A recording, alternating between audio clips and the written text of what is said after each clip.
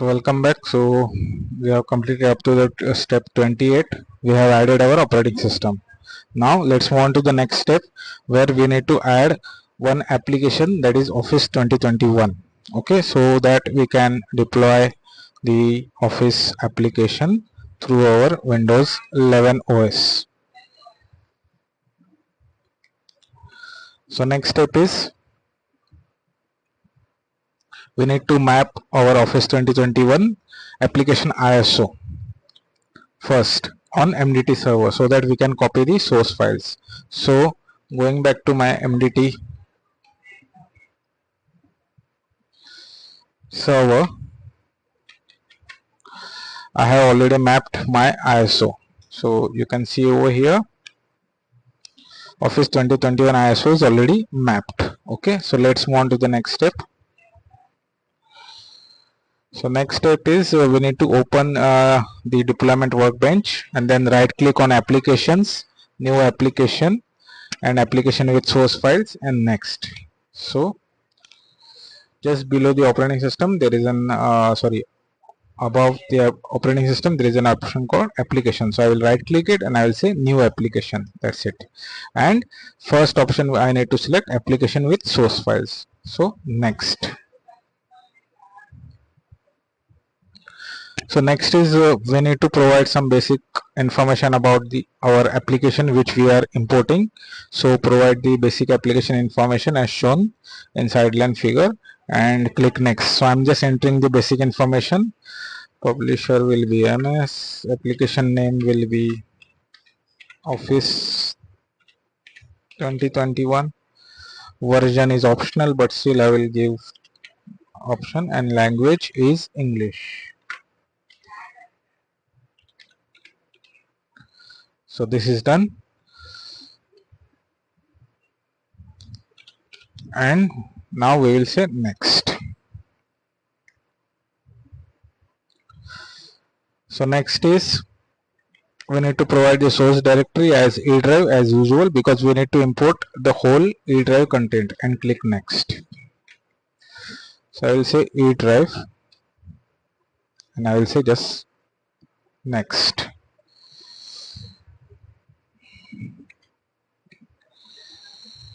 Now MDT needs to create one destination directory, so we need to provide the name as shown in the sideline figure and click next. So here it will automatically take from the previous details, so I will just remove the unwanted portion 2021.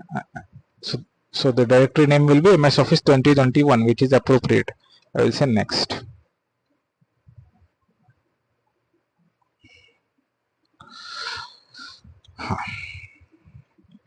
So next is we need to provide a command line. Now this is very important step, because if you are giving a wrong command line over here, then your application installation may fail. So provide a command line for installing Office 2021 application in as shown in sideline figure and click next.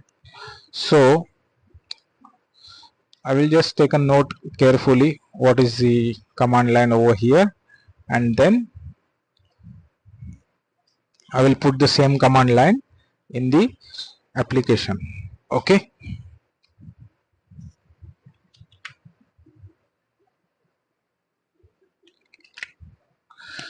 So I will put the same command line as shown in the figure. So what is that?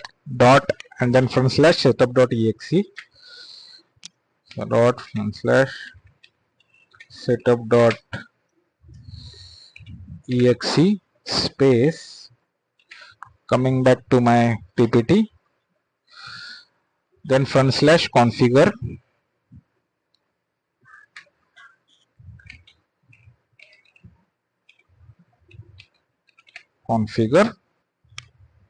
space, and one more time, then the XML file which will be used to get our Office 2021 installation with the particular component. Now I want to install my Office with Visio Pro component. So this is my XML file. Okay, so what I will do is I will come back here. Don't hurry yourself in this particular step because this is very important. You can see over here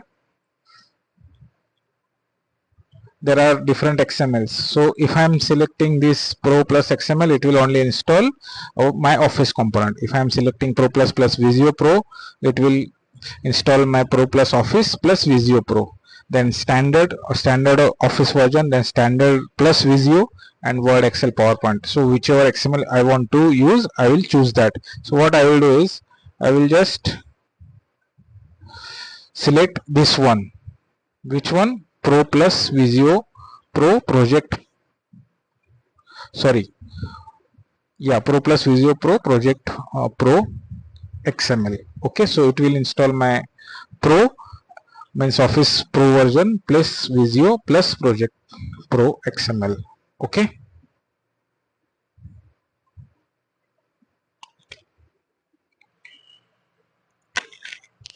So I will come back to my workbench, and now upper quote and then XML and quote complete. So it will use this XML to install my Office 2021. Again, I am explaining this. Command line is setup.exe, configure, and then XML. And one more change we need to change over here. Let me go back to my PPT. So working directory will be our Office, not Office 2021 root directory, not their Office. So what I will do is, I will put over here and I will say Office. Okay, so this completes our command line. So it will run our this above command in this particular working directory. So make sure your command is correct and make sure your working directory is correct, because otherwise your Office 2021 offline installation will fail. Okay, so this is done. Now let's move on to the next step. So next we need to verify the summary and click next. So first I will click next over here. It will give me the summary. So whatever we have selected up to this one, make sure that a command, again and again I am repeating that this particular command should be correct, otherwise your Office installation will fail. Okay, so I will say next over here in the summary, and now it will start creating my application. It will start importing my application. So monitor the application creation process. Okay, so now you can see it has started importing our application. It will take just a minute or two. Now you can see the process completed successfully. So click finish on confirmation page. Okay, so we will finish this one. Let's move on to the next step. So we need to add one more application as SAV 14.9 with details shown in the sideline figure. So what I will do is come back to my MDT server, minimize this, and I will copy the Symantec 14.9 installable files on MDT server.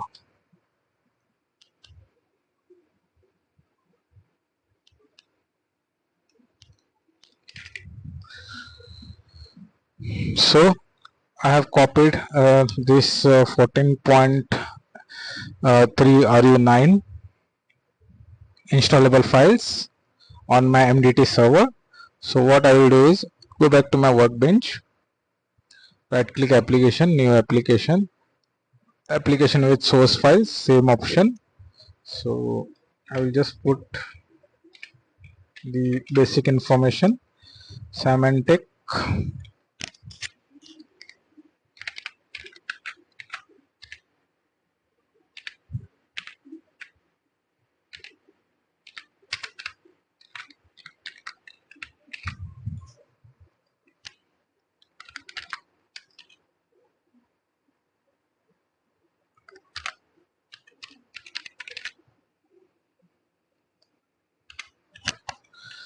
So this is the basic information. Click source, and click on browse and click on this particular folder which we have copied on desktop. So I will say OK. I will say next. So I will just remove this unwanted portion. So this is fine, destination directory. Now command line, I need to specify a particular command line over here. Okay, so let's go back to our PPT, and you can see over here the command line is since we are using MSI and we need to install that MSI in a quiet mode, so this is the command line what we need to insert over here. Okay, so I will come back to my MDT server and I will specify that command line. So I will specify that command line over here. So msi/i, then your MSI file name, it should be quoted, the scp64.msi, and then /quit, and make sure this particular path is having this MSI present over here, and I will say next.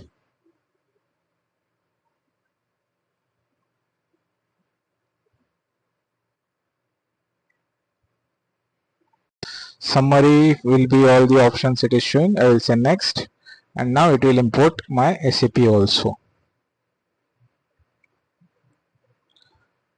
Okay, so this process completes. Okay, so we have added two applications. I will say finish over here. We have added two applications.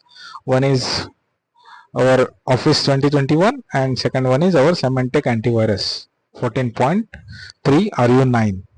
Okay, so let's move on to the next step. So now we need to create one task sequence. A task sequence is a set of process which will guide our operating system to install in a particular series of tasks. Okay, so through deployment workbench, right click on task sequence and say new task sequence. So right click and say new task sequence. Okay,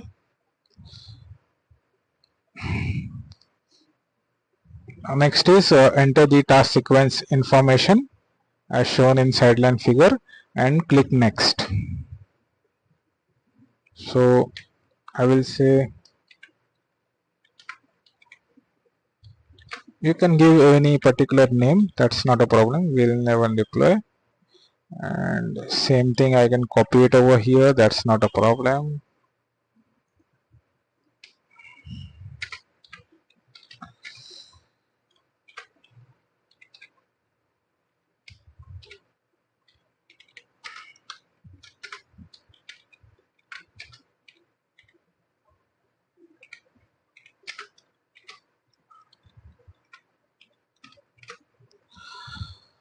Okay, so this will be my general settings.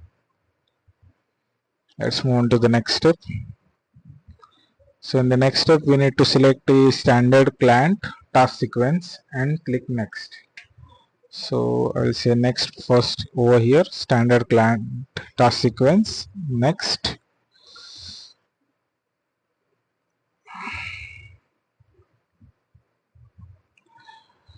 And next is select operating system as Windows 11 Pro or Windows 11 Enterprise. We have selected Windows 11 Enterprise in this case, so no problem, and click next. So we need to select this Enterprise and I will say next.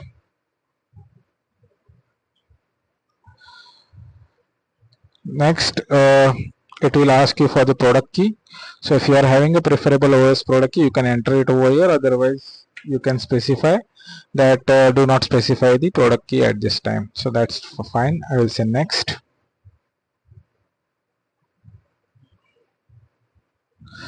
Next step is it will ask for the basic OS settings. So enter the OS settings information as shown in the sideline figure and click next. So I will just put a organization name, generic name, and I will say next. Now next step is very important. We need to specify the local admin password. If you remember, we have opted to give the local admin password so that at least we can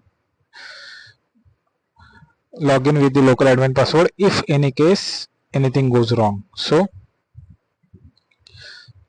I will put my basic admin password over here and I will say next.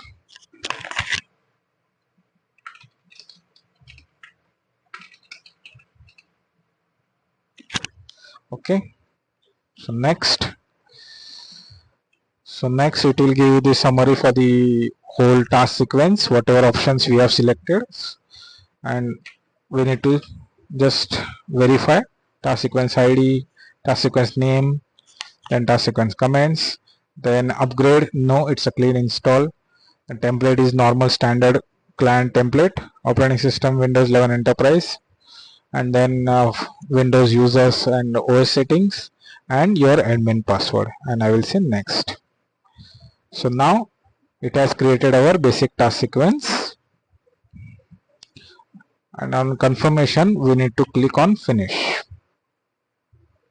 So click finish on TS completion confirmation page. Okay, so now you can see this task sequence is ready. Okay, so we need to now close the deployment workbench console.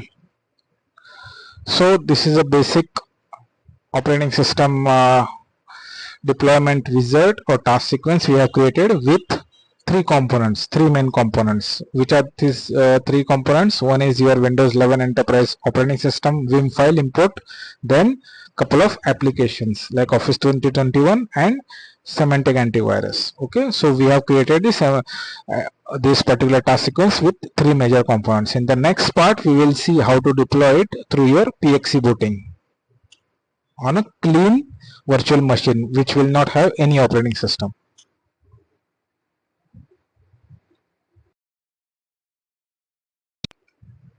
So let's move on to the next step. So next step is we need to install the WDS server. So on MDT server manager, install WDS server role with following options. So what all those options we need to select? Roles and features, Windows deployment services. Okay, so let's go back to our MDT server and I will open the server manager.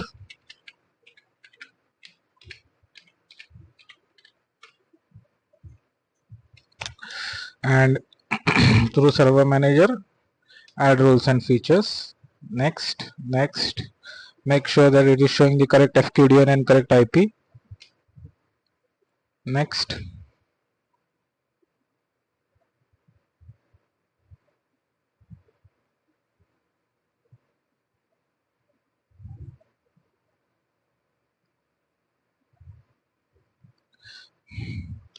and select Windows deployment services. Say add features. Next, and you need to select both the options, deployment server and transport server. So if I'm going to my PPT, so the deployment server and transport server, both options should be selected. So this is done. I will say next, and finally I will say install.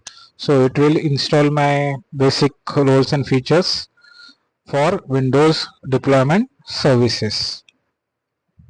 It will take a minute or so.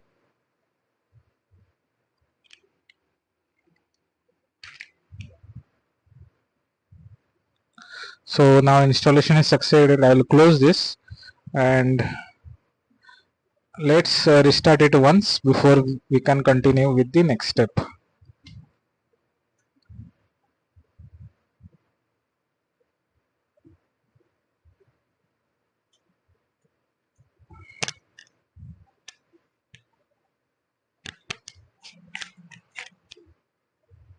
So I will log in with the MDT admin account.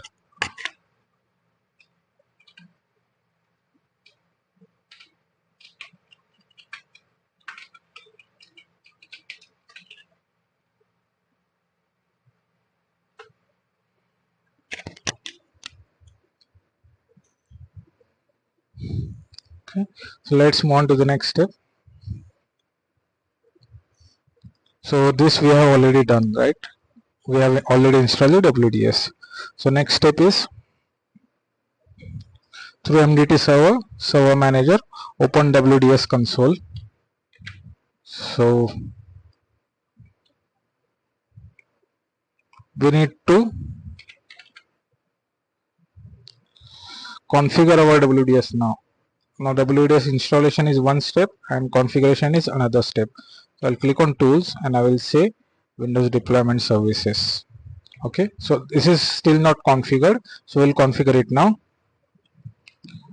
Now next is configure WDS server with following options. So what are these options? Remote installations folder will be default D remote install, and then respond to PXE, respond to all known and unknown, and add boot images later. Yes, we will add boot images later. So what I will do is I will expand this one. Now this yellow mark means it is still not configured yet. So I will right click on it and I will say configure server. I will say next. Now since we are already having our Active Directory infrastructure in place, so I will choose this integrated with Active Directory, right? I will say next. Now here by default it is taking C remote install, but we want to use our external partition as D, so I will just change to D. I will say next. Here we need to choose this option, respond to all client computers known and unknown, and we don't require any administrator approval, so let it be unchecked, this option. So respond to all client computers known and unknown. Next. Now it will configure our WDS. So WDS configuration operation is complete. Okay, now add images to this server. Now we will uncheck because we need to add it later. So uncheck this option and I will say finish. Okay, and you can see now it is now showing a green mark. Okay, but just to make sure, I will just right click, all task and restart. Okay, so that our configuration will recycle properly. Okay, so we have completed our WDS configuration also. So let's move on to the next step. So through MDT server, MDT deployment workbench, deployment shares, MDT deployment share, that is D MDT share. Go to properties, general, and uncheck x86 platform support. Now why this particular step is required, I will explain you, but let's go back to our deployment workbench first. I will close this, open this. Now MDT share, right? DMDT share. I will go to the properties. Now you can see over here both the options are selected. Platform supported. x86 means 32-bit operating systems and x64 means 64-bit operating system. We don't require x86 support as of now, so that's why I am removing this option as of now. Okay, and if you remember, we have installed our WDK 2004 version. Why it is required 2004, the older one? Because otherwise when I'm opening this particular MMC, it will give me error. When I'm clicking WinP, now directly it is going without any error, but if I'm installing the latest version of WDK, it will give me error while clicking on this WinP while loading this particular console, because the platform x86 support for WinPE it will not find, and say it will give you error, that error loading MMC and all these things. So I want to avoid that. That's why we have installed WDK 2004 version. A lot of guys will stuck over here that why my MDT is not working or why it is giving error with x86 platform and all. So we need to deploy the 2004 version initially to support this x86. Now I don't know why this MDT is still supporting x86, and even though if it is supporting, then this WinP support also should be there with the latest version, but it's a conflict scenario, so only Microsoft can give you a satisfactory answer for that. As of now we have installed 2004 WDK version, if you remember, so this scenario is working fine for us. But having said that, x86 support is fine, it is showing in general. We need to deselect it again. We need to deselect some more options. So let's go back to our PPT. So we have done this step. We have removed this x86 platform support as of now. The next step is through MDT server, then MDT deployment workbench deployment share. Again on the same MDT deployment properties window, window, we need to go to the Windows P and we need to uncheck generate a late touch bootable ISO image operation. Okay, so I will go here in the WinPE. There are two options over here, so I will uncheck this one, and don't check this one also, generate a WinPE for x86, we don't require. Okay, so we need to uncheck this option, generate a late bootable, because we don't want to generate that x86 ISO image anymore. We don't want any 32-bit support as of now for our lab setup. If your organization is still supporting 32-bit operating systems, which is very unlikely scenario in 2025, but if your organization is still supporting it, then you may choose this option. Okay, to x86 support, you may choose to enable this option also, and you may choose to enable this option. But as of now, for our lab setup, I'm just deselecting it. I'm completely removing x86 support. I hope I'm clear with my stand. Okay, so this is done, and I will say apply over here. Okay, let's go back to our PPT for the next step. Now next step is again on the same properties window, we need to select the x64 platform. Now on the properties window, Windows P x86, select all below options. So what all options we need to select?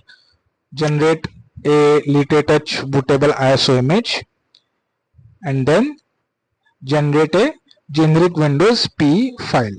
Okay, so I will go back here. Now I will choose from this option, I will choose x64 and generate a late touch bootable ISO image and generate a generic Windows P Vim file also. This option I will also select, and let's see, third option also we need to select, generate a generic bootable ISO image. So ISO image. Okay, now why this bootable image creation I have selected? Because suppose if your client machine doesn't support PXE booting, so you can boot from the ISO also. Okay, so all three options I have selected: generate a late touch bootable ISO image, generate a generic Windows P Vim file, and generate a generic bootable ISO image for this thing. Okay, and now I will say apply. Let's go back to this thing. So on the next step, click apply. Okay, so this we have already completed.